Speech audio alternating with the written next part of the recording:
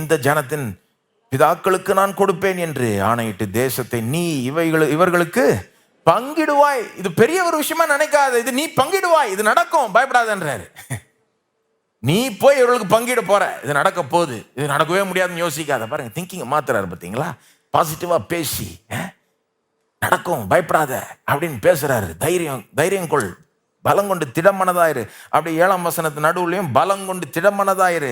அப்புறம் 9ஆம் வசனம் பாருங்க, நான் உன்னை கட்டளையிடவில்லையா, பலம் கொண்டு திடமனதாயிரு, திகையாதே, கலங்காதே, நீ போகும் இடம் எல்லாம் உன் தேவனாகிய கர்த்தர் உன்னோடே.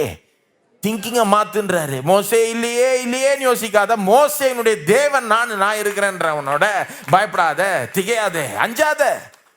ஒரு பலப்படுத்துறாரு பாருங்க, விசுவாசத்தை பலப்படுத்துறாரு. திங்கிங்கை மாற்றி விசுவாசத்தை கொண்டு வர்றாரு, தைரியத்தை கொண்டு வர்றாரு, மோட்டிவேட் பண்ணி விடுறாரு. ஆனால் அதோட விடல. இவ்வளோ சொன்னேன் நான், அப்படியே விட்டுருவேன். பயப்படாத யோசுவா, நான் கூட இருக்கிறேன், போ, தைரியமா போ, எல்லாம் அப்படியே விட்டுறல. 8ஆம் வசனத்தை பாருங்க, அவனுக்கு ஒரு வேலையை கொடுக்குறாரு. பயப்படாத யோசுவா, நான் கூட இருக்கிறேன், தைரியமா போ, நடக்கும். ஆனால் நீ ஒரே ஒரு காரியத்தின் மேலே முதல் முக்கியத்துவத்தை செலுத்து. 8ஆம் வசனம், இந்த நியாயப்பிரமாண புஸ்தகம் உன் வாயை விட்டு பிரியாதிருப்பதாக, இதில் எழுதியிருக்கிறவைகளின்படி எல்லாம் செய்ய நீ கவனமாய் இருக்கும்படி இரவும் பகலும் அதை தியானித்து கொண்டு இருப்பாயாக. அப்பொழுது நீ உன் வழியை வாய்க்க பண்ணுவாய், அப்பொழுது புத்திமானாய். என்ன சொல்ற? தைரியமா இரு, நீ போ, பயப்படாத, நடக்கும். ஆனா நீ ஒரு வேலையை செய்யணும்ன்றாரு. நீ ஒரு காரியத்துக்கு அதிக முக்கியத்துவத்தை கொடுக்கணும். இயேசு போல தான் பேசுறாரு, கவனிச்சிங்களா? வேற விதமா சொல்றாரு, அவ்வளவுதான். அதே கருத்து தான். இயேசு என்ன சொல்றாரு? முதலாவது தேவனுடைய ராஜ்யத்தையும் அதனுடைய நீதியும் தேடுங்கள்.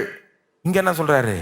முதலிடத்தை என்னுடைய வார்த்தைக்கு கொடு, முதலிடத்தை என்னுடைய வார்த்தைக்கு கொடு, அப்படித்தானே சொல்றாரு. 8ஆம் வசனம் சொல்றாருல, இந்த நியாயப்பிரமாண புஸ்தகம் அப்படின்னா என்னது? யோசுவாவுடைய பைபிள். யோசுவாவுக்கு பாருங்க, இவ்வளவு பெரிய பைபிள் இல்லை, வெறும் ஒரு இவ்வளவு பெரிய பைபிள் தான். ஏன் அப்படி சொல்றேன்னா, அந்த நியாயப்பிரமாண புஸ்தகம்ன்றது ஆதியாகமம் முதல் உபாகமம் வரை முதல் 5 புஸ்தகத்துக்கு பேர் தான் இந்த நியாயப்பிரமாண புஸ்தகம். யோசுவாவுக்கு இருந்த பைபிள். என்ன சொல்றாரு? உன் பைபிள் எடு, இந்த புஸ்தகம் உன் வாயை விட்டு பிரியாது, இதுல இருக்கிற வார்த்தைகளை பேசிக்கிட்டே இருன்றாரு. எப்படி சொல்றாரு பாருங்க. இதுக்கு முதல் முக்கியத்துவத்தை கொடுன்றத எவ்வளவு விதமாய் வேற விதமா சொல்றாரு பாருங்க. இது உன் வாயை விட்டு பிரியக்கூடாதுன்றாரு, பேசிக்கிட்டே இரு. அடுத்து சொல்றாரு, எழுதி இருக்கிறவைகளின்படி எல்லாம் செய்ய கவனமாய் இருக்கும்படி இரவும் பகலும் அதை தியானித்து கொண்டு, இதையே யோசித்துக்கிட்டு, இதையே பேசிக்கிட்டு, உன் பைபிள்ல இருக்க வார்த்தைகளை யோசிச்சுட்டு பேசிட்டு இதை செய்யும்படி கவனமாய் இரு.